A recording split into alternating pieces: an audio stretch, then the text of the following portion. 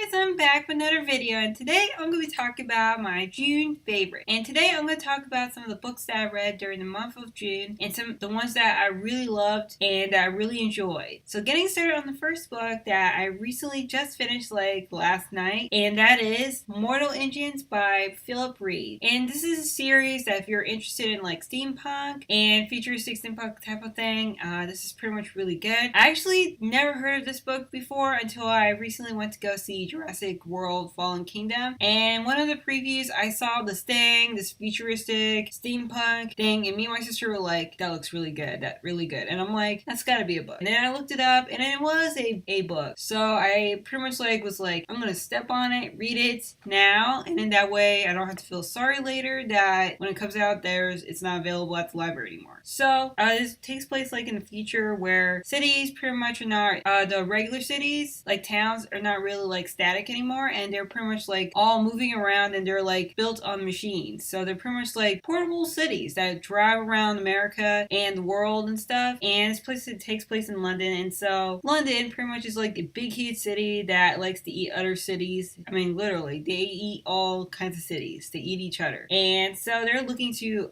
eat this other more cities because it's hungry. And in this book, there's this boy named Tom who pretty much is like an apprentice. He's historian, and pretty much one day he stumbled upon this girl who pretty much wants to kill this guy named Dr. Valentine, who's pretty much like a well-known, respectable historian guy, guild guy, who's pretty much everybody loves. But then he has a secret, and so the girl who tries to kill him doesn't get to get away from it because Tom, the main character, chases her off, and they both end up falling through the cracks and then leaving London and then into the world called the Out Country. And it's kind of like middle of nowhere country world that pretty much is like the middle of nowhere. So, and they must find a way to get back to London. And throughout all, there's like adventure, there's a lot of pretty much like strange things going on. There's airship pirates, and there's even like this mysterious woman who pretty much wears a red cape that pretty much flies in her little ship thing. And it's just so much fun, and it's just really crazy. And so I didn't think I was gonna like it so much, but I had a feeling I knew I was gonna like it, and then I pretty much loved it. So now I know I'm gonna have to continue this whole series because I want to know what happens next. The next book I'm going to be reading is a sequel, and that is Head On. And if you haven't read the first book, Lock-In by John Scalzi, it's pretty much a really good series, 2-book series so far. If you like FBI agents just solving a crime, but at the same time with like some futuristic elements, like think of like the Surrogates movie with the one with Bruce Willis in it, and pretty much like if you check that one out. I actually have a book review on it on this channel, so I would totally recommend checking it out if this sounds interesting to you. And the final book that I really enjoyed is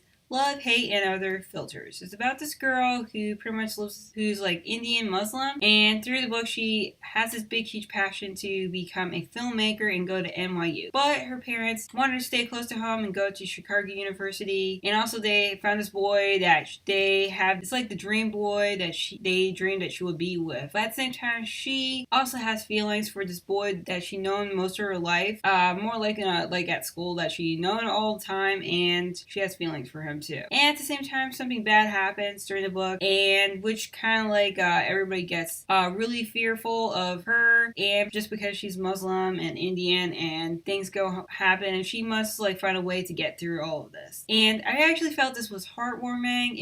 I actually really liked the character a lot, and I liked seeing her culture and how it's combined in this book, but also seeing her passion for filmmaking. And personally, I'm very passionate about my own creative projects and my own creative dreams, and seeing her passion makes me happy about it. And usually there's some things I would have liked to have changed sometimes. Like I would like to see more development in the other characters, and would like to see more of her culture, like way more culture, like maybe see more characters that involved it, and maybe seeing like, just more, or maybe her traveling to something else. But pretty much I really liked it. It was really good. It's not the best book in the world, but I actually really enjoyed it. So those are my favorite books of June. Let me know in the comments below what some of your favorite books that you enjoyed this month. And if you're interested in any of the books that I mentioned today, I will have the links below in the description, so in case you want to check it out, and I totally recommend it. And if you like this channel, do subscribe because I'd love to have you there. So until next time, keep on reading.